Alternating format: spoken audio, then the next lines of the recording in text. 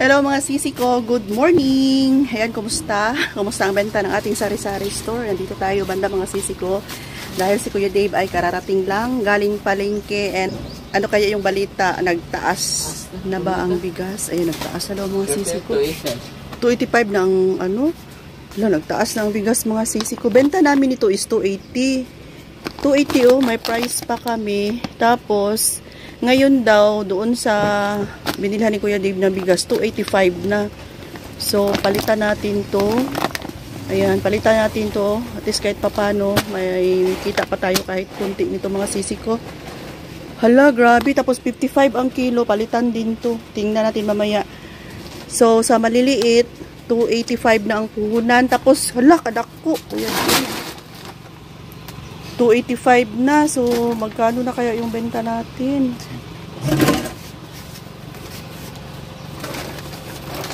Grabe, mahal na yun ang bugas. 1.3 pila. Ang ano? 1.375. Nasa yung resibo? Sige. Tingnan natin mamaya. Mamaya na lang. 1.320. Hala, 1.320. 1,320 na. So, 5 sako ang binili ni Kuya Dave, mga sisi ko. Tapos, ito 285 na. Tapos, 280 lang yung benta namin. So, 1,320. Divide natin sa 25 kilos. Kasi itong binili ni Kuya Dave ngayon ay 25 kilos lang to. 5 ganito lang. Tama pala yung nabanggit ni BFF. Kasi halos araw-araw siyang bumibili ng bigas. Sabi niya, araw-araw din daw tumataas. So, ngayon pa kami nakabalik. Pinaubos muna namin yung natira ditong bigas. Tapos ngayon pa nakabalik. Hindi kami nakamonitor na nagtaas na. Kaya ngayon, may kunting natira pa. Makahabol pa tayo. 5 lang ang nabili ni Kuya Dave. Tapos, isang sako na ganito. Tigpa 5 kilos. 10 ang laman mga sisi ko. Wala. Mahal na talaga yung bigas. Ayan o, 9,450 ang nabayaran ni Kuya Dave. Ayan yung resibo natin, Dave. O ngayong araw nito. So, 1,320 divide natin sa 25 kilos. So, lumabas na nasa 52. Mahigit 52 na ang ano mga sisi ko, ang kilo. So, ito 55, gawin na lang daw ni Kuya Dave na 58 yan. Sobrang mahal na ng bigas. Ayan, mahirap na maka-ano nito. Plus plastic pa. So, nasa 5 pesos lang kada kilo. Ayan, so ito yung mahirap ngayon mga sisi ko, no? Pataas ng pataas ang puhunan natin. Tapos, ang kita ay same pa rin. Minsan nga, yung kita natin ay paliit ng paliit, pero yung puhunan pataas ng pataas. Ang hirap na ng buhay ngayon. Sobrang mahal na ng mga bilihin. Magpapasko na kasi, kaya yung ibang mga item ay kubikilos na mga sisi ko. So, kung ang puhunan natin ay sakto lang, ayan, ang labas dyan, yung item natin ay mabawasan. Kasi kulang na yung pangpuhunan natin mga sisi ko, diba? Ganyan talaga yan. Lalong-lalo na dito sa amin na yung ano namin, yung kita namin, sakto lang talaga, hindi siya maibalik dito sa tindahan. Mas maganda talaga kung may other source of income pa tayo. Kasi yung kita ng tindahan ay hindi mo magalaw. So, yun yung nagpapadagdag ng mga items sa tindahan. Mapupuno at mapupuno talaga yung tindahan mo kung ang tindahan mo ay hindi mo kinukuha yung kanyang kita talaga. Pero ang nangyari kasi sa amin, kinukuha namin yung kita o ginansya o profit ng tindahan kasi ito yung source of income namin. Lahat ng mga bayarin, kuryente, pagkain, insurance, PhilHealth, Pag-ibig, dito nakasalalay lahat. Kaya yun yung iniisip ko na hindi ko siya as mapuno talaga. Naiingit nga ako sa tindahan ni BFF AG Kimbo Vlogs. Shout out sa iyo kasi punong-puno yung tindahan nila. Kasi aside sa tindahan, malakas yung tindahan ng aking BFF na si AG Kimbo Vlogs, ay may ano din sila, yung water station, refilling station.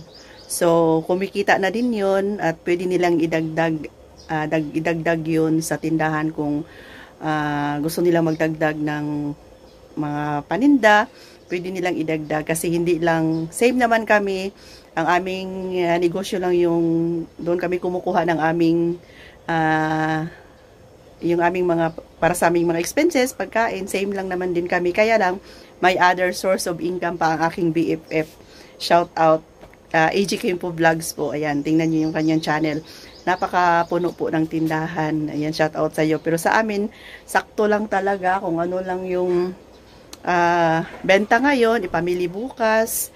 Paikot-ikot lang mga sisig ko. Kasi nga, dito kami kumukuha lahat. Gusto ko sanang punuin talaga ng mga fast-moving item yung tindahan ko. Pero kung ano lang yung kasya ng budget, yun lang talaga.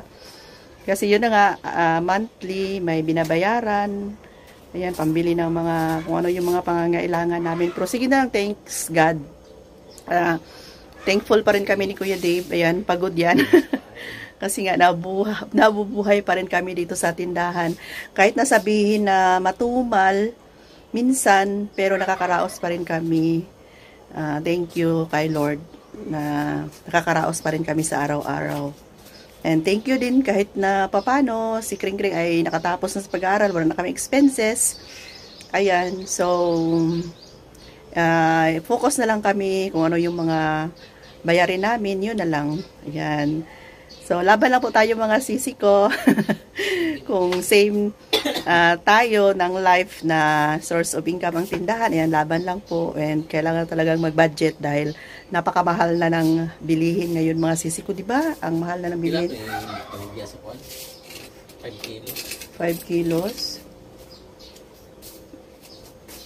Ayan, nalito na si Kuya Dave kung magkano yung i-price niya kasi baka mabigla yung mga customer, biglang tumaas. Baka magtaka sila. So, yung yung dating 55 namin, ay gawin namin 58 yun. Ayan, so, palitan na lang ng 55, 58 mo na lang yan. Tapos, iyan, 310. Ito yung kasama sa mga nabili ni Kuya Dave, mga sisi ko, lighter. Tapos, ang tuyo, sobrang mahal. Ang dilis, 190. Parang 400 yata ang kilo with discount na to. Tapos, itong galunggong, 390 yan. Yan, 390. Isang kilo. 350 ang kilo siguro nito mga sisi ko. Tapos, ito, yung goodbye head, 350. Grabe, sobrang mahal na ng tuyo. And, mga plastic na nabili ni Kuya Dave, ito is gamit sa tindahan. Ripak ng mantika, 6x12. Ito ay sa yellow, tapos yung sa ilalim, yan, sa uling. And may munggo tayo ang luya, grabe, 113 ang luya. Sibuyas na pula, 294. 162 ang bawang. Ayan, bilangin ko to ngayon mga sisi ko kung magkano na yung puhunan. Sobrang taas na nabilingin ngayon. Okay, so yan ang mga sisi ko. Ito lang muna yung update natin ngayong Tuesday. So, nagtaas na ang bigas. Araw-araw daw nagtaas. So, ngayon pa lang, taasan na natin yung bigas. Tapos, ang sibuyas pila? 230. 230? 230 ang sibuyas na pula. Ayan. So, bilangin natin mamaya kung magkano na yung benta natin. Pero itong sa amin, 10 pesos ang isa. Malaki mga sisi ko. Yan, lahat na ngayong Pasko, kaming Pasko, nagtaasan na. Kung may budget tayo ngayon pa lang bili na tayo. Dugangan na to ng bugas. Nagdaga natin yung bigas. Adlaw, no? Yan, nagdaga na lang siguro namin sunod na araw yung bigas pag alis si Kuya Dave. Kaya sure yan, pag December, nako. Yan. So, ayan mga sisi, kung may nakatago kayong kayamanan, ipon, ilabas nyo na para ipamili natin ngayon pa lang. Okay? So, thanks for watching mga sisi. Bye for now. Love you all.